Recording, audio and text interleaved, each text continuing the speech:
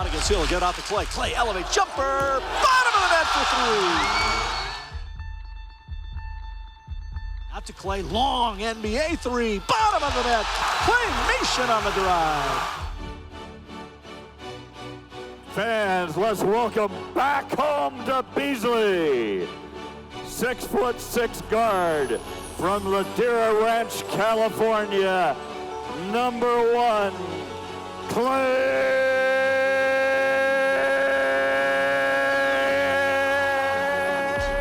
Thompson. I brought this panel together to talk to you about kind of the making of the Klay game, that spectacular event that occurred here a couple of weeks ago. When I was leaving the event and thinking about what it took to pull that off, I thought we need to get these experts here talking to the students who are interested in doing some of the work that they do, the kinds of jobs that they do. And I started talking to Chris Park about it, and he put this panel together, and as it grew, we were very fortunate enough to get Athletic Director Pat Chun to come and introduce the panel and get things started for us today. So Pat, I'm happy to turn this over to you, and thank you for all of you for making time in your day to come and speak to our students. Yeah, Wendy, thanks for having us. I'll stand just to do the quick introductions. First and foremost, thanks for joining us today. This is a sports media class.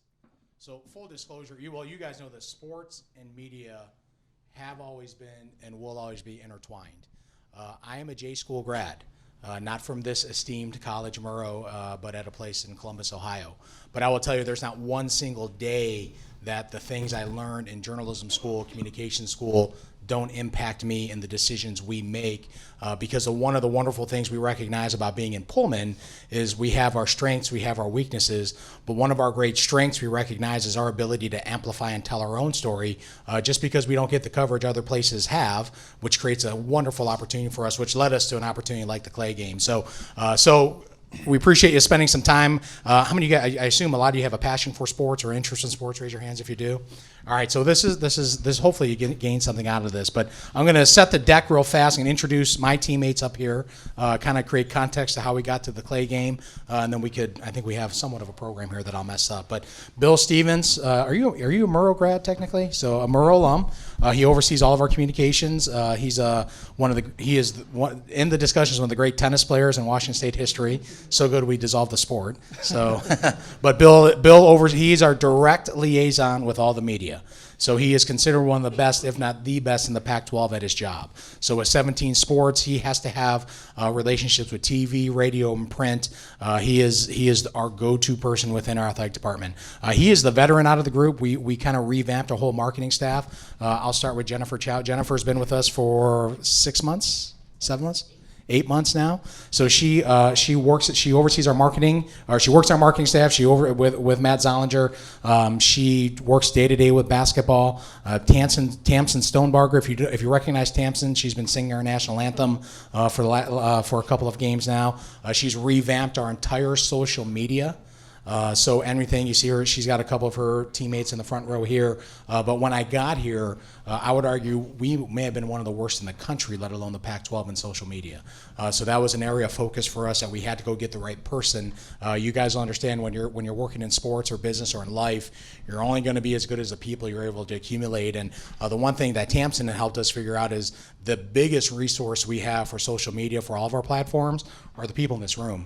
Our students are the ones who have really changed how we look and feel on social media, because the reality is we're trying to recruit constantly. Ticket holders, high school kids that come to Washington State, donors to want to give, trying to always enhance our brand, and one of the biggest platforms nowadays, especially for young people, is social media. So TAMSYN oversees that. Matt, we actually moved from our ticket office to oversee all of our marketing. He's been here for 7 years. 7 years. So he's he's a vet. And Chris is one of the new people with me. Chris has been here probably a little over a year and a half, but he oversees all of our external. So when you put all this together, plus our corporate sponsorship group, plus our graphic design group, and our ticket group, that was how we defined our external areas. So these are all areas that face externally, face outwardly. So when you put together the Klay game, obviously there's a lot of internal operational pieces pieces that have to go into play, but relative to what you guys do in sports and media, these are the people that made that day happen. So I'm going to provide a little bit of context. So I was hired actually 2 years ago. I guess my official start date will be tomorrow. My unofficial start date would have been like 2 weeks ago because as soon as Kirk Schultz gives you the offer, you kind of go to work right away. So one of the things when they hired me, they said we have a revenue issue at Washington State. So one of the biggest challenges you have with your revenue is you got to take a look at your brand and you got to think about, all right, what are the things we need to do to sell our brand, accelerate our brand, strengthen our brand, all the things that sports and media are intertwined with. So we made a conscientious decision to really overhaul everything external. That's why Bill, who is recognized as one of the best in the entire conference, obviously his areas were fine, but the other areas we had to do a deep soul searching and figure out what we needed to do. So that's January 2018 when I get here. Probably fast forward to, and even in the fundraising piece, you're trying to reach out to all your alums and trying to figure out who you need to have a relationship with. Klay obviously is someone that we identified that we need to have a relationship with. He's one of our most iconic figures in the history of the institution. Made some attempts to reach out to him through his agent early on, but really didn't get too far. And then all the stars aligned, and game day shows up in Pullman. So all of a sudden I get a text on my phone saying, hey, this is Klay Thompson, would love to be the game day picker. I'm like, that will be the easiest thing we can get done. So I call him right back, talk to Klay. He's like, you sure you can do it? He's like, yeah, I talked to the Warriors. He's like, we can get this thing done. If that's like a Wednesday, it's not like a Wednesday of game day week, what they call us on Saturday night, right? So by Tuesday, he tells me, hey, I'm going to make this happen. He wants to be here. By Friday, he cancels. So he tells me, he's like, and he said it was really nice. He's like, for the Warriors, we try to keep the main thing. He's like, I don't want to be a distraction to my teammates. I want to do this thing. But when I looked at my teammates, because he was just going to leave, they didn't have a game. He was going to leave from wherever they're at, fly into Pullman, do the picks and leave. So, but the good thing is we made a contact. So if that's October of 2018. So then you fast forward, our basketball program is been on a 10-year decline. How many of you guys before this year have actually gone to a basketball game? How many this year, including this year, how many of you guys have gone to a basketball game? All right, that's hopeful too. So you make a decision that, all right, it wasn't a matter of if, it was just a matter of when. We knew we need to make a change with basketball. We decide really, as we study the market, should this be the time to do it, because there's always financial implications to make a change. So we decide to make a change, and we're going to make a change right at the conclusion of our season.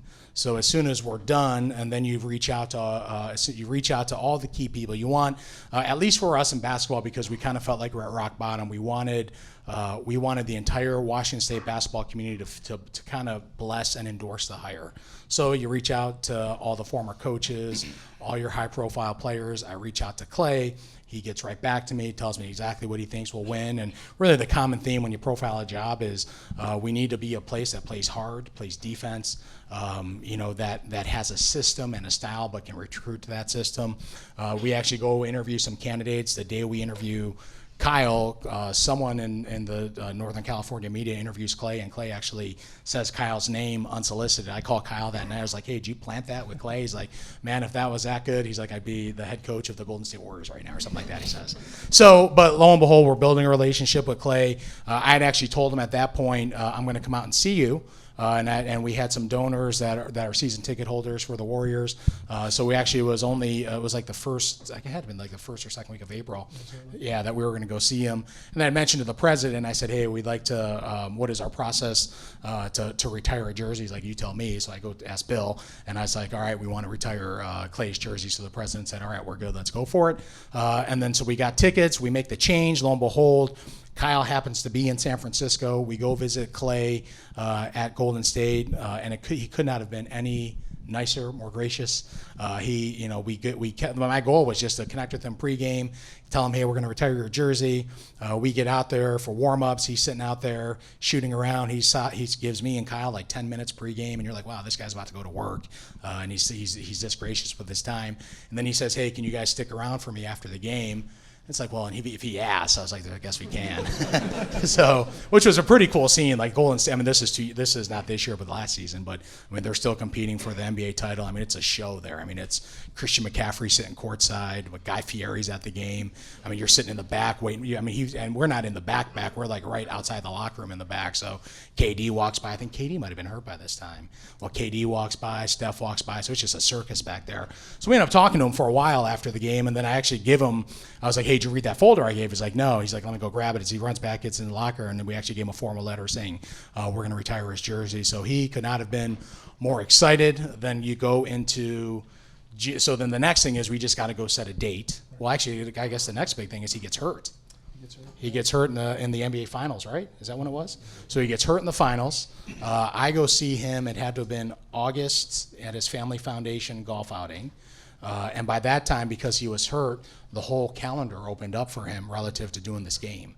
So I asked him when we did, I was like, hey, we can do it at a football game because I know that's going to be easier for your schedule. When we talked initially, and he's like, no, we got to do it at a basketball game. He's like, I got to be in Beasley for this to be done. And because I told him everyone would understand with their schedule if you did it, but because he was injured, he said, all right, we really figured out, all right, these are the dates. Our people had started working with the Pac-12 network or the Pac-12 conference, his agent, all these people to figure out, all right, should any of these dates work? We all agreed to a date. I went to go see him in LA at his family foundation golf outing. I said, here's a date, you're ready to do it? And he's like, yeah, absolutely. And that kind of set the table. So that's just the logistics to get there. From a big picture, I mean, these are things going through our minds as an athletic department. We've had the two biggest freshman classes in the history of this institution come these last 2 years. None of you guys are going to basketball. And when you guys understand when the way sports work is this, what you do as undergrads is what you're going to do after you graduate. So why do so many alums come back to college football games? Well, because their future spouses, best friends, sorority sisters, fraternity brothers, because they bonded inside Martin Stadium, they're going to go want to relive those bonds when they're 30, 40, 50, 60, 70, 80. If you don't do that, if you don't come to basketball games now, you're going to have no desire to come later on in life. So we recognize that. That's part of the reason why when you look at where we're at regressing with basketball, we made a change. So we looked at this, all right, we made a change with the basketball program. We didn't know how they were going to perform. So if we're going to ever jolt the system in terms of what Washington State basketball could be, the Klay game was going to be our opportunity. I joked around that I heard rumors what could happen inside Beasley with 10,000 people, but the reality is we figured out what happened. Our guys played out of their skulls that day. I mean, how many of you guys actually went to that game? Raise your hand. So, oh, good. That's a healthy number. That is what sports should be like. That is a convergence of a lot of planning, a lot of heart, effort, detail. We had to get aligned 2 years ago. We could not have done that at Washington State. Number one is we had to get aligned with purpose. At the end of the day, everyone you see up here in our entire athletic department fully recognizes to be a part of our team, you got to serve. We got to serve our students, our student athletes, our faculty, our staff, Pullman, and we got to create these emotional experiences. The reality is we are not selling ketchup. We are selling Washington State Cougar athletics. We are selling something that bonds you guys. You guys know, as crazy as this world is, the one thing that always unifies people is sports. Watching the Super Bowl yesterday. It don't matter what your politics are, what your geography is, what your gender is. If your team is winning and you're bonded behind that team, you hug and you celebrate together. And that is the beauty of sports. And you guys know for those of us in the stands or inside Beasley, the day we did the Klay game, whether you're 2 years old, 17, 18, 19, 20, 21, or in your mid-70s or 80s like some people at the game, it was just a love fest, all unified because of their love of Washington State and how Klay Thompson articulated that love for Washington State. So I don't know if that was a good enough job to set the table. Well, I think you left out two key things, Pat, that I'd like for you to comment on. Fire away. I'll take a seat. Yeah. So Pat came back to our team. Well, two things. What I thought Pat did that was really special is how we announced we were going to retire Klay's jersey. We talk about this as a sports media class. Pat gave a lot of thought as to how do we make the most impact and get our base that excited about bringing Klay home and retiring his jersey. And he did it on social media. It wasn't a press release. We didn't give it to a reporter. Pat got some pictures of them watching football. Garner Minshew was playing. We drafted an actual letter. We drafted a letter. Yeah, for that one. And then when we went out to go work out the date, so this is how tough my job is. So when we go visit Klay in LA for his family golf outing, we take one of his teammates, Ben Lowen. He's like, hey, come before the event. So we get in there, and he's like, hey, you want a beer? I'm like, yeah, absolutely. He's like, hey, Minshew's playing now. You want to watch? I was like, yeah, absolutely. And so then I tell him, I tell his assistant, his agents here and his a PR assistant, I was like, if you guys took a picture of Klay watching Gardner Minshew play football right now, I was like, you will blow up Washington State Twitter world. And so he's like, oh, yeah, let's do it. He's like, this way we can show support. Like, he's more thinking about showing support to Gardner because he is a Coug as Coug gets. But that's just one of the things that in the moment, you're like, all right, this is a cool scene of watching one of our greatest of all time, watching hopefully one of our future greatest of all time in Gardner Minshew. And then second, when Pat came back, he addressed the team and he said, the most important thing we do in the planning is, A, no egos. This is not about me, Matt, TAMSYN, CHOW, Bill. Everything's about Klay. This experience is about Klay and how he feels about this place and giving him just the most joyous and memorable weekend that he can remember. And I remember Pat telling the group that because that was really important, because when you're on a committee that's as important as the Klay game and you kind of want to, you start thinking about yourself sometimes. Well, what can I do? Well, Pat set the tone really early. This is all about Klay. Nothing selfish in this. We're going to really make sure everything we do for him from the moment he touches down in Pullman to the moment he left was about the joy that we can give him of coming home and being a Coug. And I think our team pulled that off. I think we did. So they put together a presentation. We've got 5 or 6 areas that we want to talk about. They have graciously said they can stay past 3 to answer questions because they do have a lot of info they want to share. I know some of you will have to leave, but for those of you who want to stay, you're welcome to. They'll answer questions. You can introduce yourselves, talk a little bit more about anything in particular. So the first topic that we want to talk about is the content, the information that you guys gathered, the stories that you wanted to tell, and you mentioned you really started the story when Klay got to WSU. Sure. And so can you talk about the decisions you made about what information you wanted to gather and where you had to go to get it, those sorts of things? Well, Bill, we kind of brainstormed, right? You want to take it? We had a big whiteboard and... Yeah, so what we did, and this started in the summer, is who has impacted. We wanted to get a definite starting point, and that was Klay's recruitment. And so all of our focus was not him growing up, Klay as a high school kid. It was starting with his recruitment to WSU, and that involved head coach Tony Bennett at the time.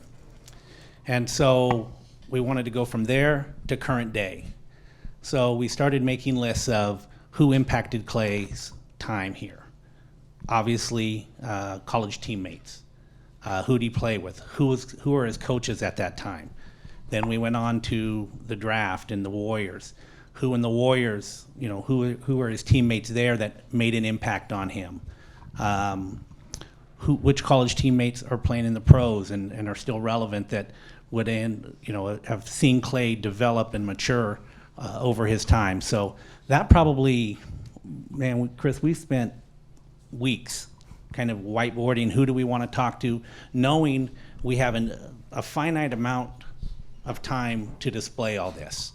So we had the week leading into the game. We had, I don't know how many timeouts during the game, and then the halftime presentation. So we wanted impactful moments that would move Klay. I think Pat said it at the very start. We want Klay to feel this. If we can get Klay to cry and feel that emotion, we've done our job. As it turned out, I think we raised the bar there. So what we did is, in gathering content, is made that list and then used our resources to try and gather that content.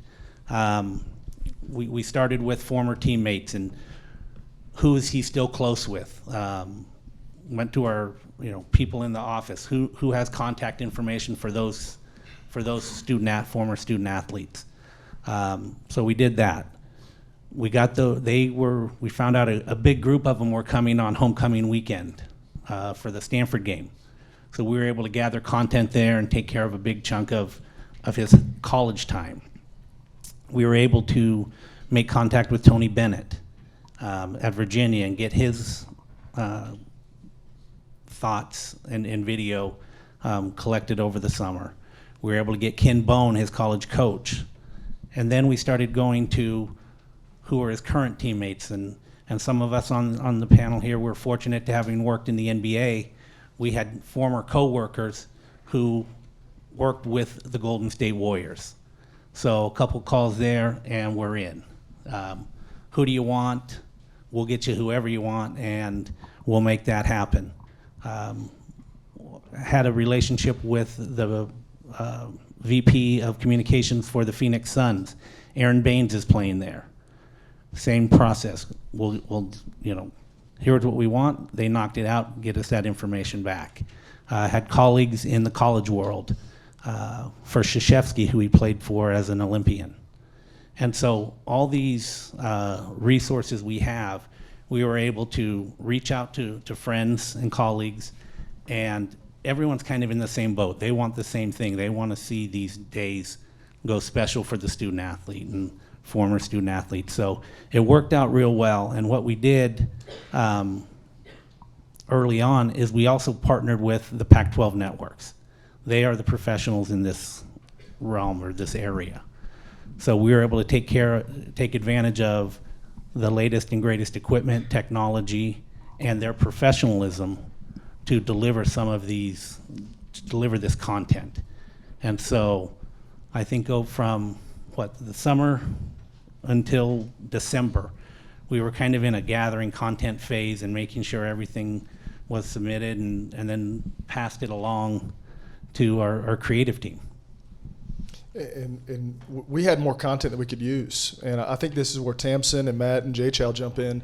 The goal Pat set out was get as much content as we can, A, for historical purposes, B, to find the best stuff to run in arena in front of 10,000 people, and then C, social media. How do we promote the game by using Steph Curry, where we had him on camera, TAMSYN, for 20 minutes? What do we use in the arena?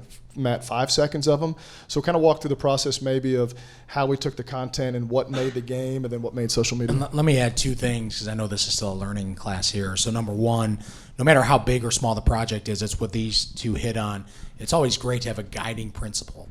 So for us, that guiding principle was Klay and him having an emotional experience. Because we all have a bunch of different, like every unit within our department had a goal that they need to achieve, but under a guiding principle. So when no matter what the project is, like, right, what is the main outcome that has to happen out of this? And that's Klay having an emotional experience. The second piece was and it goes to what Bill just said about the professionalism of using the Pac-12 network. For you guys in the audience, whether you're in front of the camera or behind the camera, the professional piece is something that is worth its weight in gold. What the Pac-12 network did for us is something we could not replicate. It is a huge difference, with all due respect to all of us on the stage, of us going there with one of our camera people and one of us asking questions, as opposed to a professional setting with professional camera people, with professional reporters asking questions, obviously geared toward Washington State. So you wonder the value of what you guys are doing or the world you're trying to go into. I can't stress that enough, because what you see in the videos here, what you saw released by the Pac-12 network, by the Pac-12, is all because of the high quality professionalism that's there. So go ahead.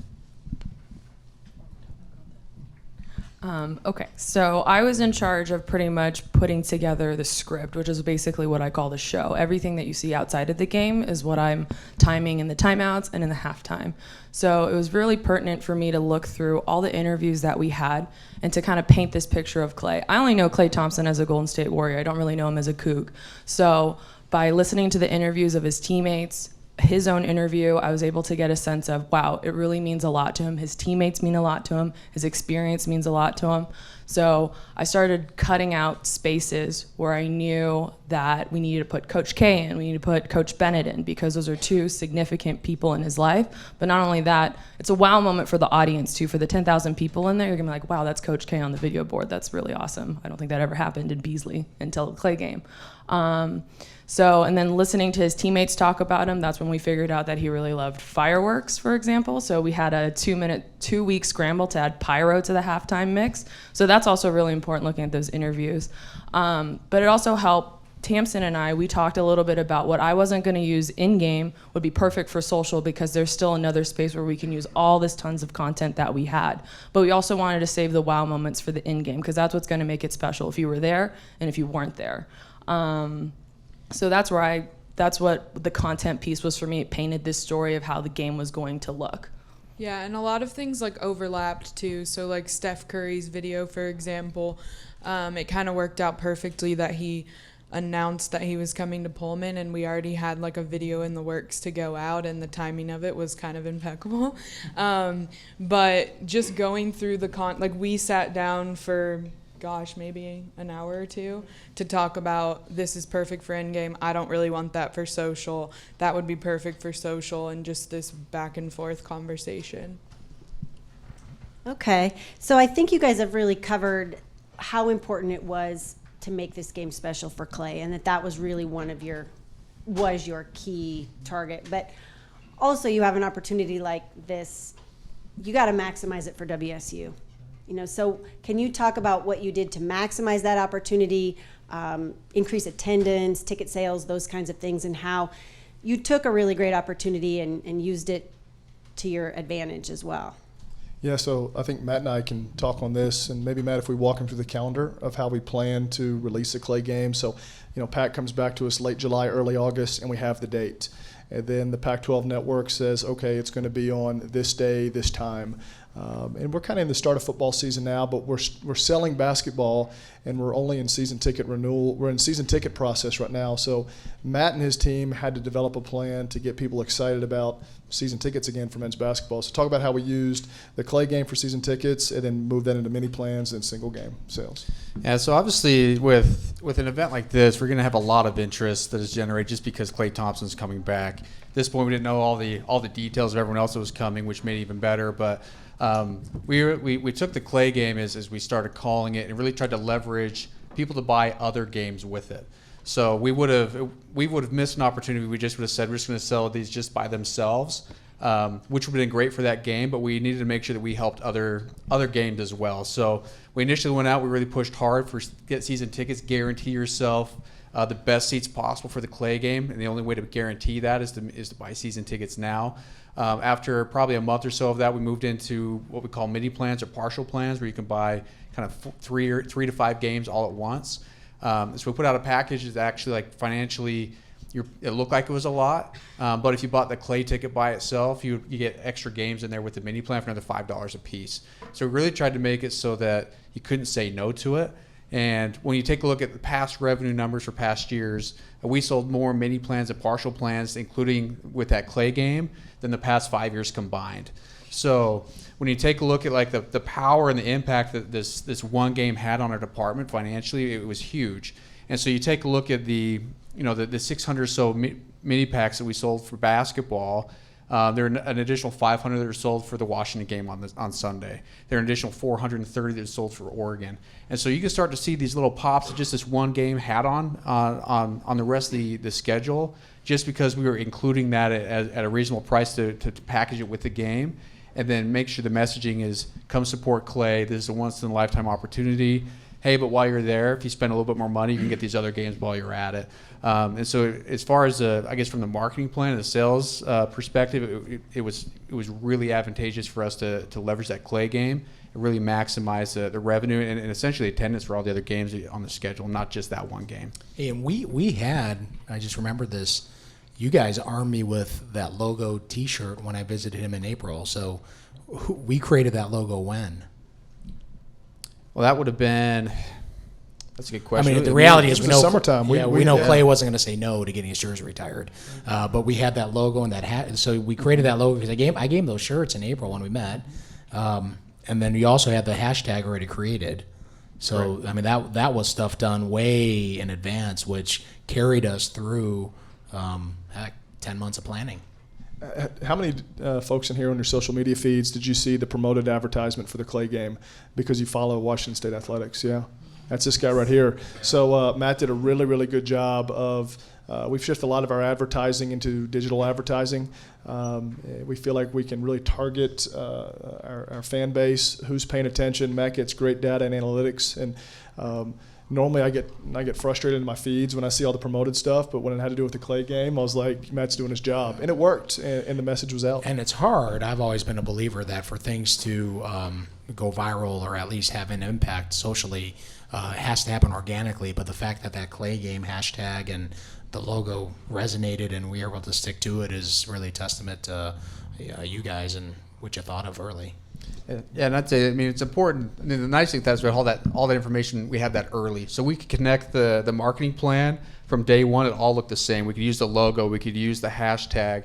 So as we built it out and people saw it more and more, they could connect all the pieces. It's hard to do if you don't have that built out really early on, which we were lucky to have in this case. And then as you guys talk about the learning piece of it, just having something to discipline us and to guide us. So we always knew that Clay game was something as we just promote, because it's hard in sports to promote a game before a different game.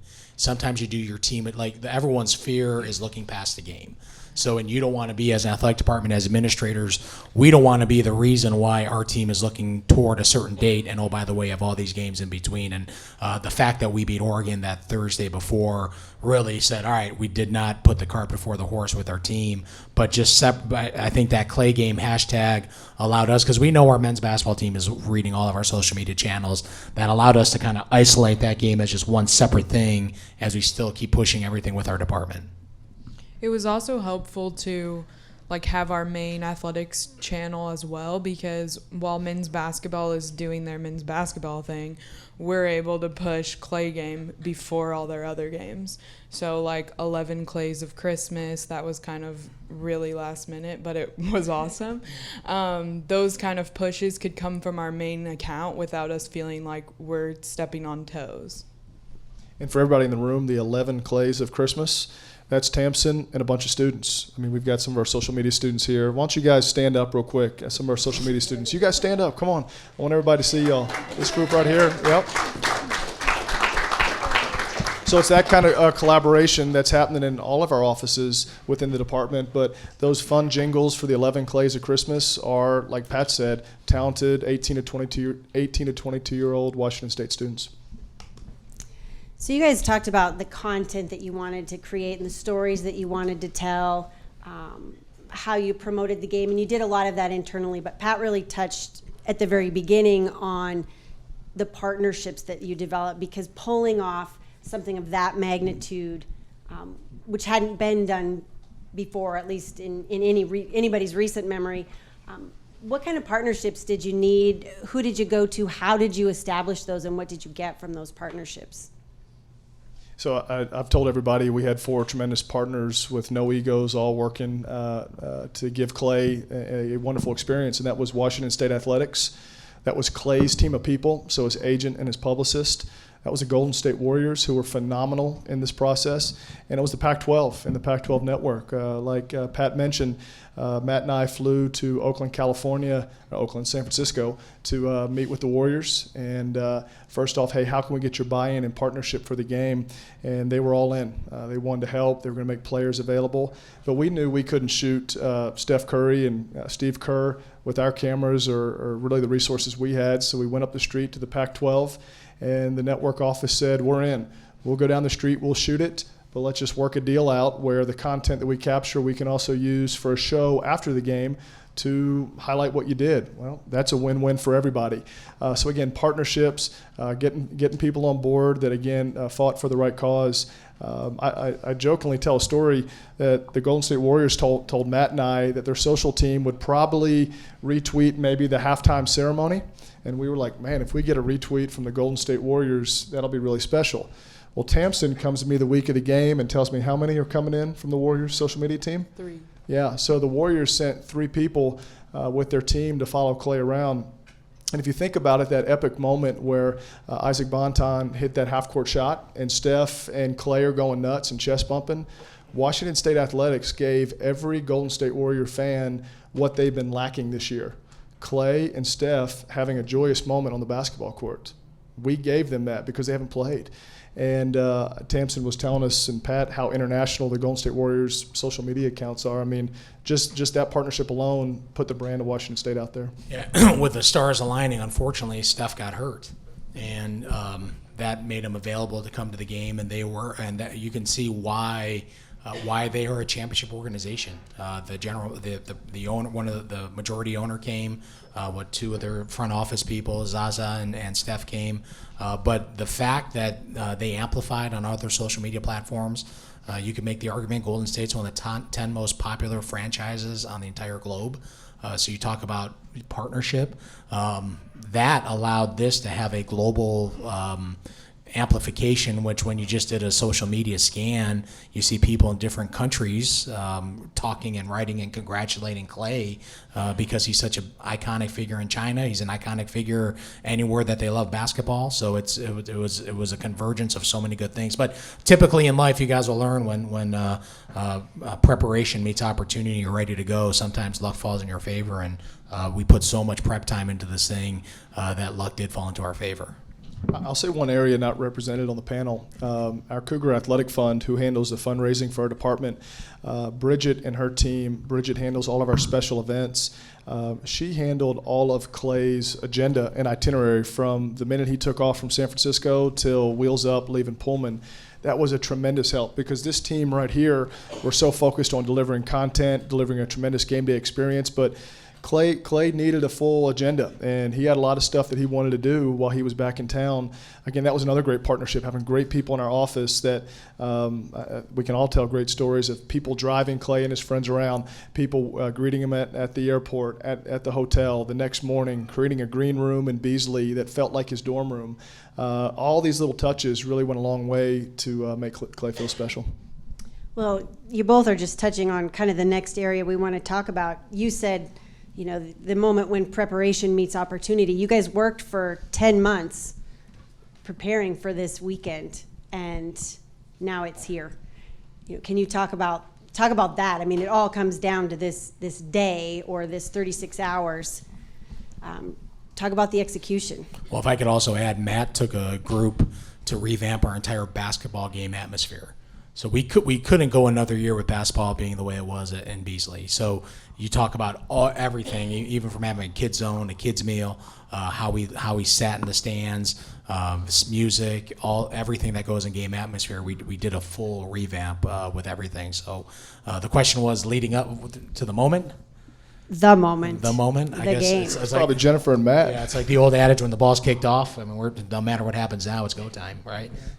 I guess I'll start with the 36 hours, and Jen is definitely the game day star for us in our office. But, 36 hours out, we did have a women's basketball game, but we wanted to really create a moment on social media where people could see this. There's something different about this game. So let me throw one thing out there. This is how tense things get because it's all punch and cookies when we're talking here, but we had 2 walkthroughs that week. Mm-hmm. And so one thing popped up on my calendar. We had to go hire a football coach. So that took me out of the mix. So there is nothing worse for a team than someone coming in after being gone, sleep deprived, to come in at the walkthrough and say, we got to do this, we got to do this, we got to do this, we got to do this. I would hate to be in those shoes, but that's a testament to the will of our team that they understood, hey, even the walkthrough we had, I had to leave in like 30. I was there for 30 minutes because I had to go do something else. But that is, these are the moments where this isn't about me, it's about we. And we got to make decisions here that give Klay a great opportunity. And those are things that, hey, as a team, I'm proud of because things were moving at light speed. That was that'll be in our history one of the busiest weeks we'll ever have. But on the flip side, I'd also argue we shined the brightest that week as well. So I'll jump back into your women's basketball. Thank you. So with Klay had shown up the day before at the men's basketball practice. So I was in the arena moving boxes around because of the women's basketball game. We couldn't have stuff out. We actually had to hide it. And so there were probably a couple hundred boxes just hidden that you didn't know about at the women's basketball game that we were moving. So Klay comes in, and he's just interacting with the team, and it's actually really fun to watch from a distance. We go through the women's basketball game. We get to the end of that. Then we just had a team of volunteers who came in. And you may have seen the picture on social of all the shirts we set out over the seats. So there's about 12,000 seats in the arena, and we bought 12,000 shirts to make sure to go set out on every single chair because we wanted to create an impact. We wanted something for people to go, wow, look at that. And so we worked with TAMSYN on making sure that we could put that up on social. Ended up being something that was really positive impact for us. The irony nowadays is the social picture of that has a bigger impact than you actually putting that on your backs. Because it just sends a message to the entire country how serious we are about this day in basketball and Klay Thompson. Absolutely. And I think for me, that like the wow moment for me is going through like setting out the shirts, it took a long time. We were there for like 2.5, 3 hours. So it's like midnight by the time we finally got done. And as you're putting them out, you're not totally sure how it's gonna look. And I'm a little bit worried we're gonna run out of shirts because we're trying to be somewhat budget conscious with the shirts here. They finally got it all out, and I took a step back. I looked at it, and I went, holy crap, we did it. And right then I knew that this was gonna be a special weekend at WSU. The next morning I came in a little bit early, and I walked in, and I have the TV people asking me, who did this? This is so awesome. This looks so different. This is big time. And from there on, like for me, the stage was just set. And then I turned it all over to Jen for her to execute the game and just kill it.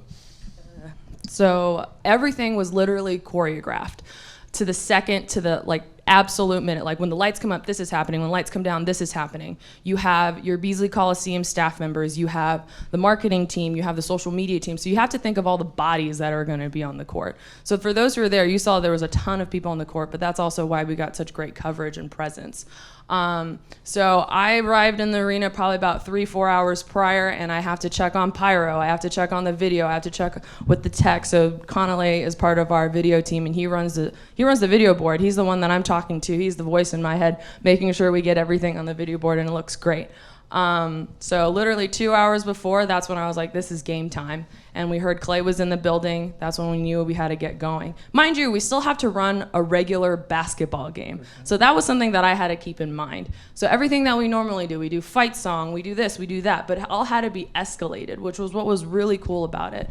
I hadn't been a part of this. This is my first season through basketball here, and to see 10,000 people in Beasley, it was incredible. It gave me hope that we could one day be a basketball school again. Excuse me. We will be a basketball school again. So leading up to pregame, Klay coming into the building, Steph coming into the building, it just felt like a different piece. So look at that. Isn't that awesome? So yeah, that's actually a really great photo. So you see where Kyle Smith is right there in that little pink shirt? I'm probably sitting right next to him. That's where I'm at. I'm on a headset. I'm saying, hey, let's put that on the video board. I'm talking with band. I'm figuring out what song to play next. So that's the show, okay? So we were really excited. The timeouts are easy. It's just videos and PAs. That was going to run as normal. Halftime was really where we all had to kind of dial in and hope to God that everybody remembered exactly what they were supposed to do, where they were supposed to be. I'm sure for those who were there, you saw that the banner raised at some point. We planned on Klay only talking once and maybe for a minute. He ended up talking 3 times and for way longer than a minute. So those are things you kind of have to adjust on the fly. So we were lucky that, who cares? He spoke great and he was awesome. He was this awesome energy. I think for me, I knew it was over once the banner started to go up at the end, and we were on time. So mind you, we also got an extended halftime. So that's another great thing about this partnership with the Pac-12 network. We probably wouldn't have gotten that if we were on ESPN or on Fox. So this was huge for us. We got an extra 5 minutes to knock out that whole show. And Oregon State had agreed to it. So, that's true. So Yeah, we can't forget about the visiting team. I remember Pat in a meeting said, I'm talking to the AD. Bill, go talk to the communications person. The basketball coach, go talk to the other basketball coaches. We had to make sure that they were also cool with it, which they were, and that was really awesome of them. So we have to shout out Oregon State there. So once the banner went up at the end and the lights came up back on, I literally turned to Katie, who helps me run music. She's our assistant director of marketing. I said, Katie, you can run the rest of the show. Katie, stand up back there. Yeah, she's back there. There's Katie. Yeah, she's, yay, hooray.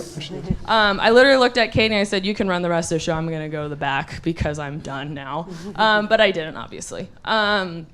And what was really critical for me, I think, because we had talked about internally, after halftime, we were afraid people were going to leave the game, especially if the game wasn't good. So we had to really back end the program to be special, again, for Klay, but also for the fans. So that's where we really started to think about what's the rest of the content that we're going to do. We already did our heavy hitters. We already did Coach K. We already did Coach Bennett. So what was coming up next? Now, I mentioned earlier that if I didn't watch all the interviews with his teammates, I wouldn't know how important they were to each other and their friendships. So it was a little bit boring if we put up another congratulatory message, but through the interviews, like I said, we were able to find out that Klay was a little bit of a prankster and he loved fireworks. So we put together a piece where he literally shot fireworks at his teammates, and it was really funny because they were there. Hopefully you guys picked up on that, but that's okay if you didn't. And then lucky for us, like, the game was super entertaining. Our guys were fired up. We were playing, so the energy was already built by the crowd, and that was key. If everybody wasn't excited to be there, we weren't going to have this amazing game day. So for the 10,000 people that were there, they were locked in, they were engaged, so we had to keep the energy up. I think at the end, I think this was the last minute scramble to really kind of cap off the whole event for me. Was Klay has this lovely English bulldog named Rocco, and I think for any dog person in the room, we all love our dogs, right? So I had this wonderful idea. I said, hey, we got to make a jersey for Rocco. And everyone kind of looked at me crazy because this was like a few months ago. Everyone's like, you're insane. We're not doing this. And I was like, no, we're doing it. And we did it. And that was like a last minute scramble. Shout out to Evan for... Except people thought it was a baby. Exactly, because it looked like a onesie. So that was really awful. But this is also where the people behind the scenes don't get enough credit. So as I'm literally trying to tell Connolly in the back, to tell the students that work for him on a game day, manning these cameras, look, we got to shoot this poster that has Klay and Klay's dog on it. We made like this meme saying my human is number one. We have to paint this narrative, right? Otherwise, we're looking like we're putting up this onesie and we're like, oh, is his girlfriend pregnant? No, that's not the case. That would have been bad. That would have been really bad. So I'm literally on headset telling Connolly, and as soon as we're like supposed to do it, the coach's timeout happened, and luckily enough, we got one right after that, so we were able to like iron it in. And I knew we hit it because I have two old guys that sit behind me. They're season ticket holders. It's really funny.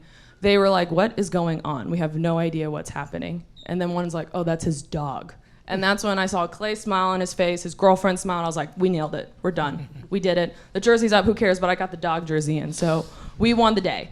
So that was, for me, at least, building the game is a lot of thoughtful moments, not only for Klay, but also for our fans. So I hope the students that did come to the game, I hope you had a thoughtful moment and something resonated with you, because that's something that we keep in mind every day, every game that we step into. We think, what do you guys think is cool? I always ask my interns, is this song a banger, or we need to move on from this? So, TAMSYN, what about you and your team? You guys had a whole script too as to what you were going to cover, how you're going to cover Klay from the minute he landed to his teammates and that interaction. Talk about how basically your whole weekend was scripted as well too. Yeah, so we basically just followed the schedule that Bridget gave us from CAF. They were kind of going ahead of Klay, so we had to be at obviously practice when he was there. There was a dinner reception at Pat's house. We were going to cover him being at Zeppo's, but they kicked us out. So yeah, but they went ahead of us, so they would text and be like, okay, like he's almost here, he's about to walk in, and so we could be ready to go. There was a lot of, we call them like the special media members, if you will. So that's all the internal stuff. So Klay's team brought 3 people. We had 2 people, and then the Warriors brought 3 people. So like at practice, I mean, it was kind of crazy because there was a lot of cameras around. So getting that shot was harder. But also we were all kind of working in tandem, sharing content. I mean, after the Warriors left and after the day was over, the Warriors were asking us for the halftime video, any cool photos that they got. One of the first texts we got from the Warriors people was, Zaza really wants to post something on his Instagram. Can we please get photos of Zaza and Klay? So that was kind of cool to be a part of that process. One thing that, again, student idea came from is the cool thing that the Seahawks did, where during playoffs, where on their Instagram feed you scroll up and it's like the mountains and coolness, and it all kind of ties together on their feed. We did the same thing, or kind of emulated the same thing with our men's basketball feed. So we had 3 photos that covered him at practice, 3 photos that were pre-game, like our usual stuff, but it was more tied and themed to Klay. So Klay was kind of all throughout the posts that we were posting. We actually generated, not to jump the gun with Impact, but we generated close to 4,000 more followers on the men's basketball Instagram account alone. From what between what the Warriors were sharing, Klay was sharing. I mean, even Zaza and Steph tagging us in things was huge. And then overall, just based on our hashtag #KlayGame posts, we had 3.61 million impressions. And I mean, that's over the course of just 2.5 days. So thinking big picture and partnerships, like it was huge to have the the Warriors posting, and they were tagging us in a lot of things. So that was really nice, and it was really nice to have that relationship with them too, because we went back and forth all game, like, hey, look, this is cool, let me post this. I'm going to make sure to tag men's basketball, the athletics account. Like, it was a whole process to sit down with them and kind of talk about how they were going to cover the game. I know you guys want to talk a little bit about impact, and you have a video, and we didn't get to questions. You guys had scrub the video so if you much, want to just do questions. so much. Yeah. I think that a few students are going to have to leave probably to get to other classes. So I think if you have to leave, in just a minute, go ahead. But if you can stay there for Q&A, if you're interested in that, for listening to a little bit more about the impact, you're welcome to stay. But in the meantime, I'd like to thank Pat Chun, Chris Park, your whole team for coming in today. Thank you. This is a great partnership between Murrow College and WSU Athletics, and we really appreciate what you guys allow us to do to educate our students. So thank you. Before you guys walk out, as a someone who obviously we steward one of the big entities on this campus, I just can't stress to you guys enough, the major that you're in, the fields that you're going to go into are more important than ever. So the work you guys do here is going to impact you for the rest of your life. We are always in the market for hardworking students first that have great ideas but are willing to put in the work. But you guys are at pivotal moments of all your college lives. We appreciate you guys spending a little bit of time with us today. But as you go forward and whatever you guys do, I mean, you guys have a wonderful platform, wonderful opportunity here at Murrow. I do media all over the West Coast and the country, and your dean told me to stop using this term, but there's Murrow Mafia everywhere. Everywhere. You have no idea how powerful your network is. So I would make sure you get to know your professors, get to know key alumni in your industry. You guys, I mean, to be a part of this college is a pretty wonderful family. You want me to use the Murrow family is wonderful, but take advantage of every resource you have here at Murrow, because I've been out there and I've seen your alums in action, in front of the camera, behind the camera, writing, on the radio. I mean, you guys are as powerful as anyone in this country. Make sure you utilize every single resource here. Thanks, Pat. Thanks to all of you guys.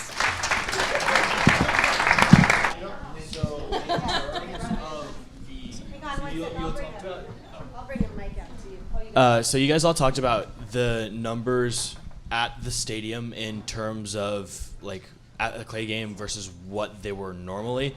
What were the viewership numbers like on the Pac-12 network for the Klay game versus the games that normally occurred?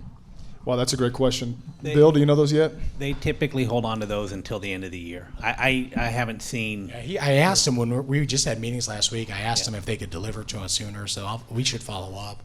Okay. I will say this, though. The Pac-12 network going live at halftime to cover the Klay halftime ceremony, put more pressure on CHOW and her team not to mess it up, but it allowed not only Coug fans around the country, the world, but casual basketball fans just watching basketball on a Saturday to see the Cougs at our best and to see our greatest ambassador, Klay Thompson, because of his platform around the globe, love on this place so much. So you talk about a partnership. The Pac-12 network said we're going to cover the entire halftime live, no commercials. That was special for us. Well, even the little detail, another member of the Murrow family, Kareth Burke, the sideline reporter for the Golden State Warriors. She's a Murrow alum. They assigned her to do the game, which created just more familiarity with Klay, Steph, and Zaza to just speak to her on the side, and even Klay's dad. And I mean, like I said, that's the professionalism that is critical to making this thing go. I mean, you could have any sideline reporter, and they might have given to him, but there was a moment where Kareth is interviewing our new football coach, and Klay just jumps in. I don't know if Klay does that if he doesn't know who that reporter is, because he knows she's a Coug. He knows that she don't care because we're friends and we've been working together for how many years now. So those little things that just add up and just make such a huge difference in how this whole thing went down. Other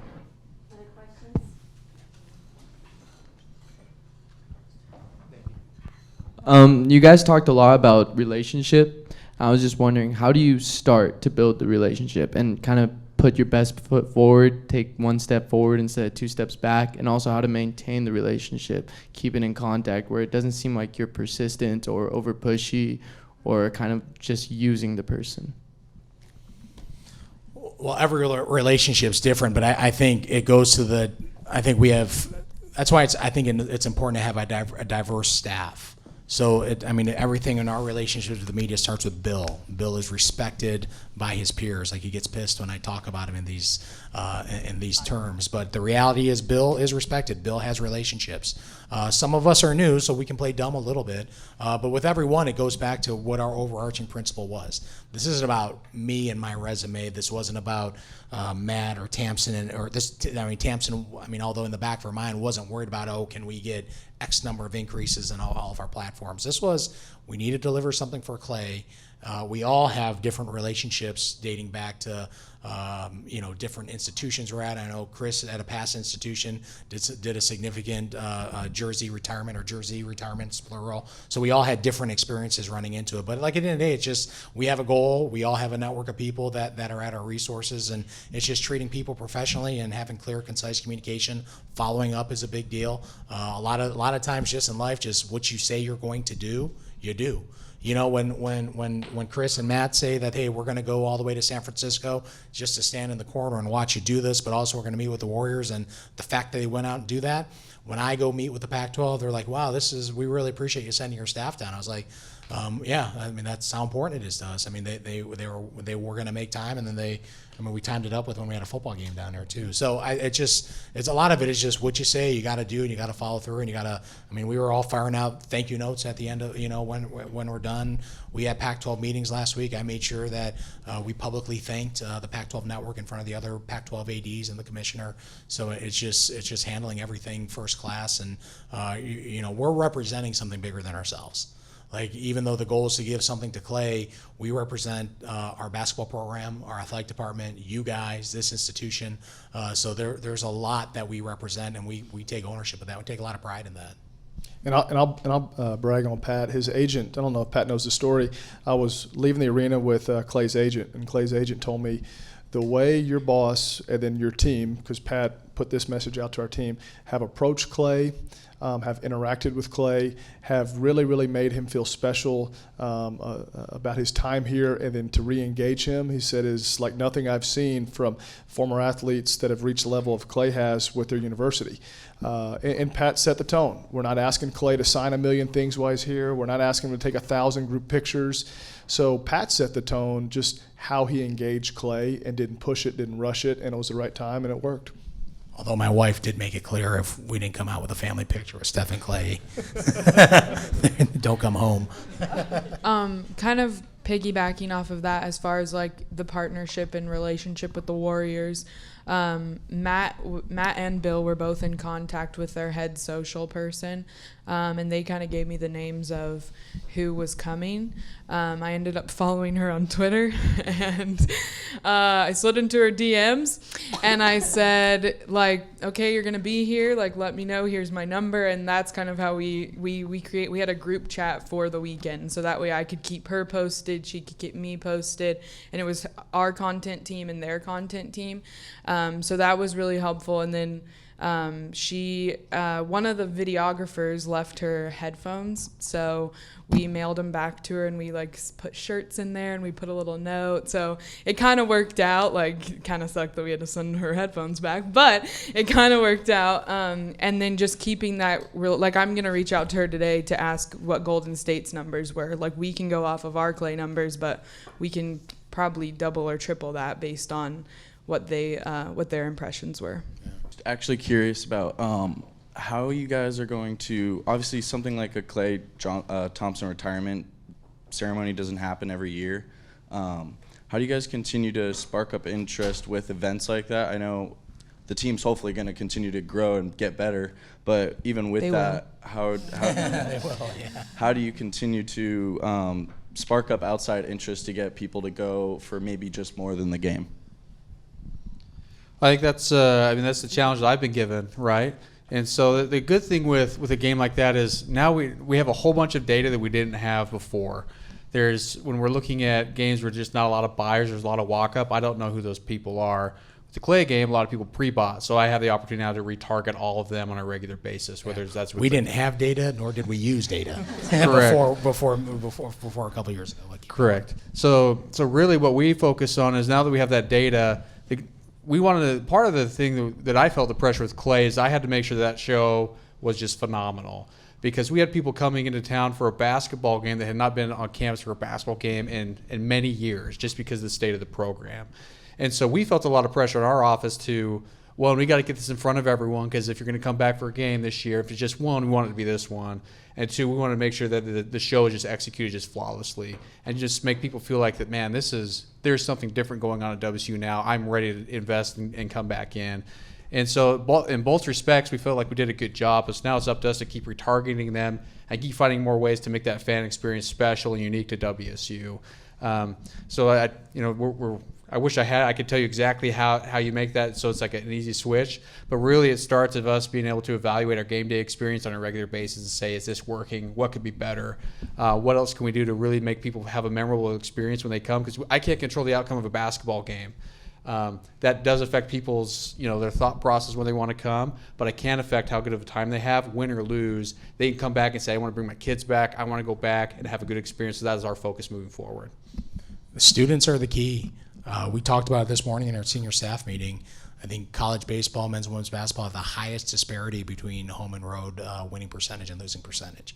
Home court advantage is a real thing in college basketball, and there's a little bit of a chicken and egg thing here, but you see when our students show up, you just play differently. You're shooting on your own rims, you play differently. You're sleep in your own bed, your body reacts differently. So we need students to come out to games. Beasley should be the worst place to play if you're a Pac-12 opponent for a bunch of reasons. I'll remind them when they come in, man, sorry about the long travel. Sorry, our students are yelling and screaming at you. I really don't mean it, but that's how we help our basketball team get better. So seeing as we're playing the school from the west side of the state this weekend, is there anything you guys are doing special to promote that game, to get people to tune in or come to the game, seeing as though it's a rivalry game, and that's always a big one? Perfect segue.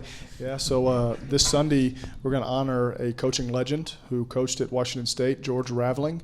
We're also going to add his name up in the rafters. Pat can talk more about not only his impact as a coach, but a social impact as well too. So Sunday's going to be another special moment for Cougs. It's going to be a celebration of a man that has done so much for the game of basketball, but also for society and advancing in a numerous amount of ways. So we have the rivalry, we have the Apple Cup, which naturally, whether we're good, bad, or indifferent, we're always going to have a nice, a better crowd. But I think Sunday, honoring Coach Rav and the things that we have planned, very similar to the Klay game model, is going to make it really exciting. Yeah, he's a pioneer, first African-American coach in a high-profile sport, football or men's basketball or or even the women's game. So he broke barriers. He's an activist. It's well known. He was at the footsteps of the I Have a Dream speech. He actually has the actual copy of the speech that Martin Luther King handed to him.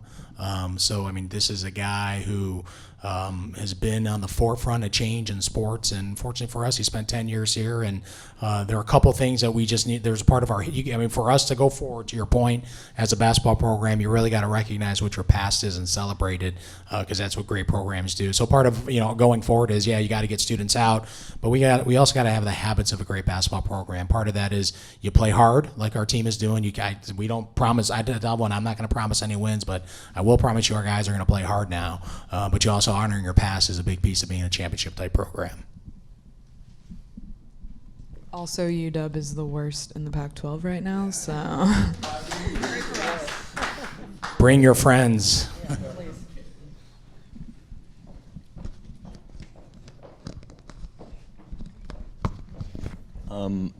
First of all, I just want to shout out whoever scheduled the women's game the same day as the men's game, because attendance there is really lacking all the time, and scheduling that before the men's game is obviously going to do pretty big things. Hopefully that'd be awesome. Yeah, get both. It's a two for you could take advantage of both.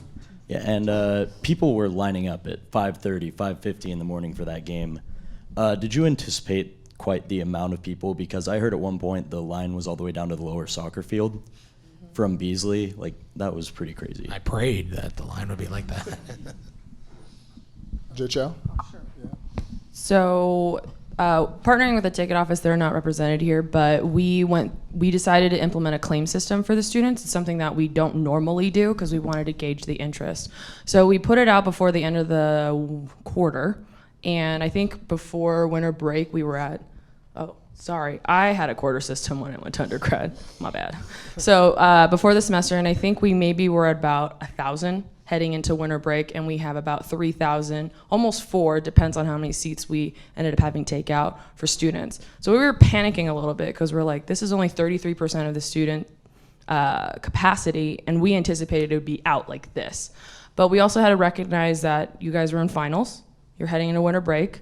Unfortunately, you guys are also procrastinators. And when the game was scheduled was the first week you guys were back. So we strategized all winter break on how we would hit you guys. So basically, we were like, okay, we're not gonna get them during Christmas. Starting the new year, we're just gonna hit them hard because you guys usually channel back in probably maybe a week out. You're back into school mode, looking at your emails, getting ready to come back for your trip. And we did a lot of digital targeting towards you guys too, through Zoo Crew. And hopefully it felt like an organic post to you. That was the whole point. Me and TAMSYN collaborated on that with the whole Klay face situation. And that hopefully pushed you guys to reserve. And we also partnered with the ticket office again. We were tabling at the Cub the whole week prior. So literally, I think the first day we tabled, the line was all the way down the hall, which was really great for us because it started sparking this buzz with students like something is happening, and it's the Klay game. So luckily for us, we were able to shut it down 2 days before, knowing we were at student capacity. And so yes, we kind of knew that was going to happen, but we also didn't because we didn't get to know that until the very last minute, but we're glad it happened too. Yeah. Any other questions?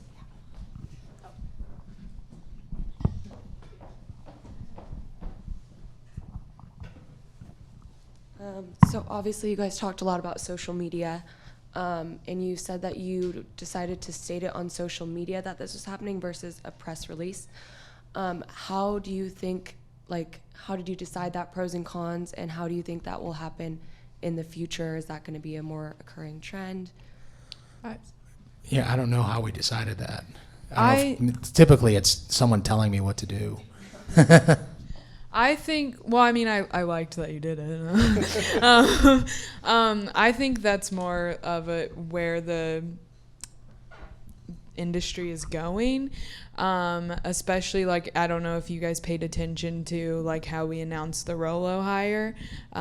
It was kind of teased up until the press release and the official announcement, and through Pat's account, and we did some fun stuff too. So I think it's one of those things where social is fairly, I wouldn't say new for us, we grew up on it, but I think it's fairly new within this industry, and so there's a lot of unique ways that you can use it, and that being one of them. It generates buzz. It's the new thing now. It's important to be creative, and it's important to put thought into generating the content that we generate. And this isn't the Klay game, but with the Rolo hire, Chris and Pat were on the phone with me at 10 p.m. the night before it was going to happen, and they're like, okay, how do you think we should take this photo? Do you think, we're in Vegas right now, do you think we just turn our backs to it? And can you get on a plane right now? TAMSYN, we need help. but it worked out fine, but it was one of those things where it's an ongoing conversation of how can we do this different, and that's the cool thing about being here too, is we do have such an engaged fan base that we can take advantage of that by doing things outside of the box, and that's what's cool about our administration too, is that they're cool with that too. They want us to do things outside of the box. So.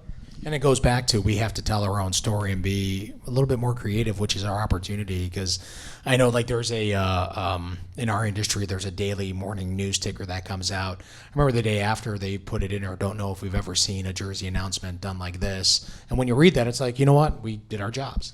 Because it's people in our industry are recognizing, hey, Washington State is thinking a little bit differently on how they do things, and but that is kind of what our opportunity is. So it's we're going to embrace who we are. We're going to embrace the fact that we have an opportunity to tell our own story. We revamped how we look and feel as a department, and sometimes we hit the good thing, and sometimes we miss. But the good things on the ones we've hit, we've seemed to hit really well on. And we still did a traditional press release after the fact, and then all the traditional media. So we haven't shifted from that. But the initial impact and the wow factor, we knew we could get it just because Klay was involved, Pat was there with him, and we were able to do something special with the announcement. And two, you're going to get more, just historically and looking at our impressions, you're going to get more buzz from that initial hit. And so why not make it cool instead of just your traditional way of going about things? So I find myself so interested in what you guys are talking about that I keep letting the clock get away from me. And I realize that you guys have already given us 25 more minutes than I originally even asked for. So I think that we should wrap it up. But if on the way out, if you guys have another question, if you want to introduce yourself, I think you can grab them. And I know they walked, so you can follow and walk alongside them and ask your questions. That's what journalists do. So.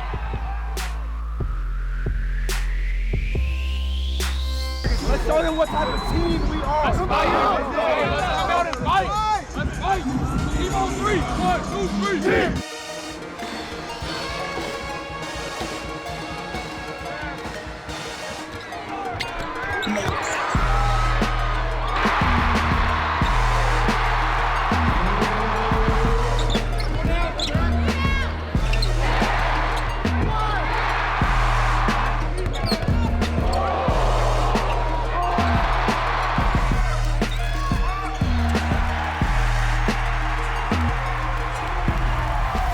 Second left. Isaac near side of the floor. Half court heave on line. Got it!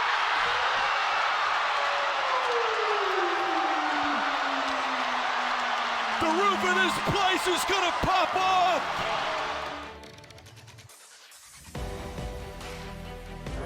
From Terra Ranch, California, number 1,